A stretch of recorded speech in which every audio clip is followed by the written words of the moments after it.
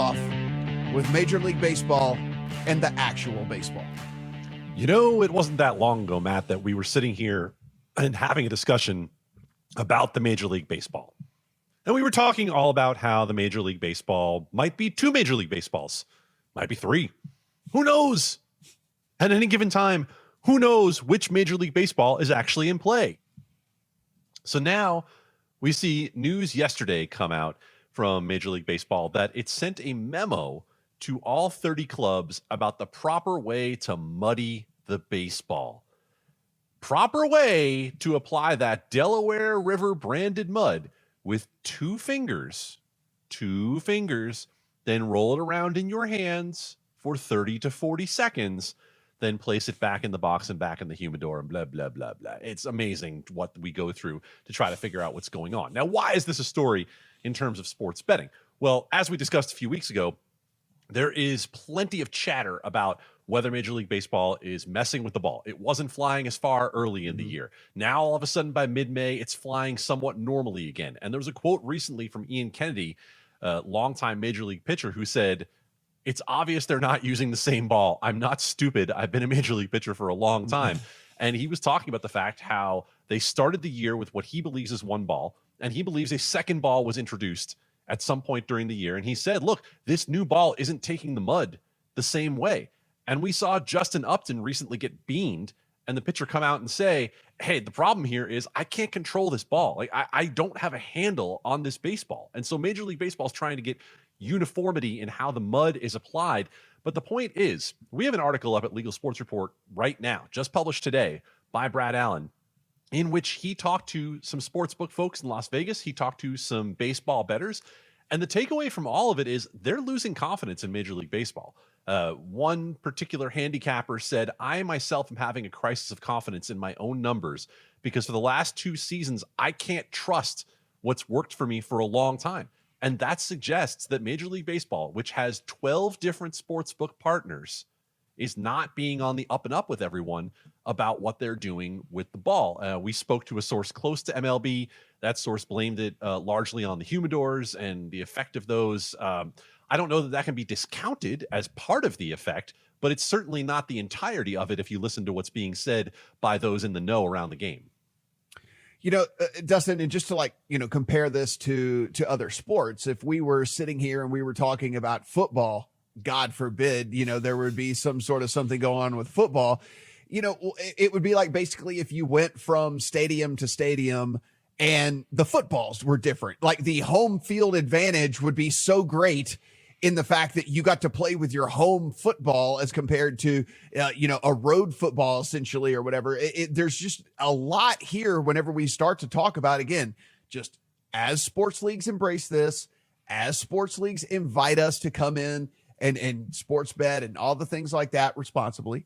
There has to be on their end as well, at least a second level or third level of thought here. Like they need to layer this down to where they start thinking about, hey, look, as part of all of this, what comes along is the consistency factor and what can we do to play a role in that?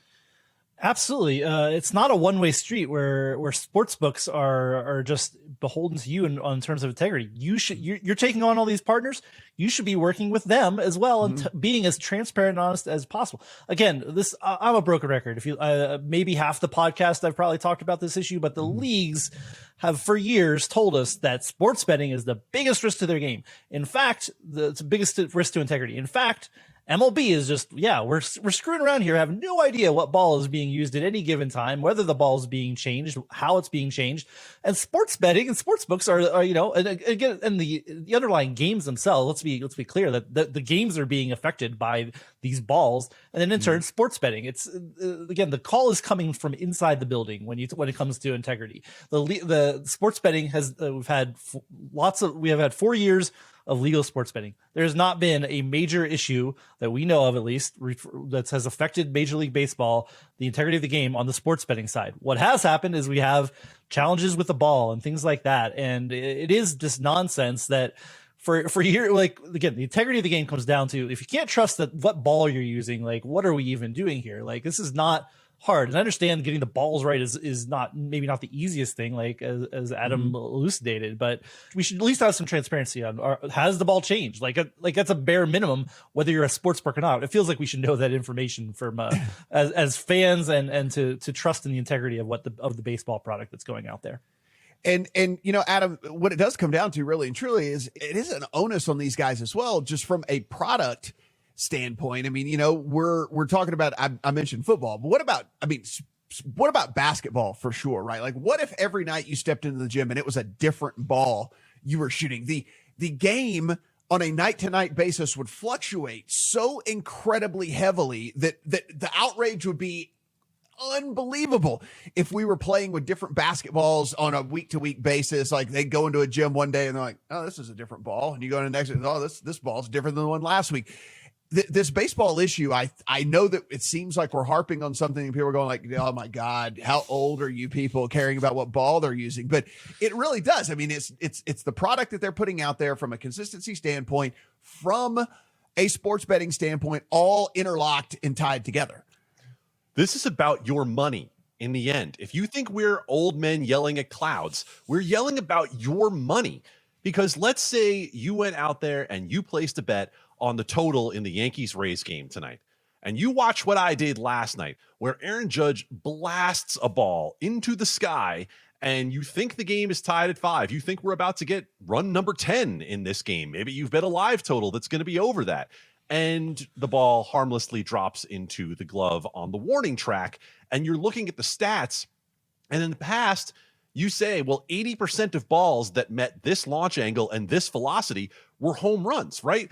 You're dealing with something where Major League Baseball is changing the game, changing the product, changing the outcome potentially of your bets, and not being straightforward with you about it. Matt, to use your basketball analogy, when the NBA changed the basketball in the last 12 months, they were very clear about the fact that they changed the basketball. There was nothing that was done under the table with this. And yes, players complained and eventually they adjusted. And there's plenty of evidence out there about the numbers about how the game was affected. Well, we have the evidence when it comes to Major League Baseball. In fact, no sport has better analytic information that can track what the baseball is doing than this sport. And so now you look and say, we can see it. We have the evidence. And Rob Manfred and company are out there saying, well, nothing's changed. Well, something's changed. Just be straight with us so we're not the ones filling in the gaps. Because in 2019, when we were doing the whole integrity fee debate, and Rob Manfred said, we are the ones who are the protectors of integrity of the game. Well, here's your opportunity. Show us. Yeah, I mean, Adam's got a great point. This isn't the 1980s anymore, where it's like, oh, the guy hit the ball pretty hard. Like we know. Yeah. Like there's people that this is all they do. They get paid to do this, or they do it for fun, or John Boy or whoever, right? They're out there looking at this stuff, and you can tell. Like it's not like, yeah, we're being treated like kids at this point, like on this kind of stuff. Yeah, exactly. Be honest. And the other sports is a relevant thing. Like we almost started an NBA Finals game with the rim at the wrong height, right? Like one side of the and I mean that's a mistake. It got fixed before the start of the game, but like to Adam's point, yeah, NBA is at least a little bit ahead of the curve on that front. Like they told us the ball. Injury reporting is another one. Like. Again, it all adds up to it's a lot of lip service on integrity. The integrity of the game is so important, and then it's like it's only a good phrase for us when it matters, or we're trying to get what we want out of sports betting or whatever else. The rubber meets the road in actual integrity of the game and how that relates to sports betting, and the MLB is not even arguably it's falling short. Yes, Adam, I'm on the homepage right now of Baseball Savant, which Major League Baseball bought from the people who started Baseball Savant. And I'm looking right now at sweet spot percentage. I'm looking right now at slider movement angles. I'm looking at spin rates of curveballs and all of this. Like, yes, we know this data. This stuff is readily available. Do not pee on our legs and tell us that it's raining. It, in fact, is a beautiful sunny day. Yes, it is. In fact, a beautiful day.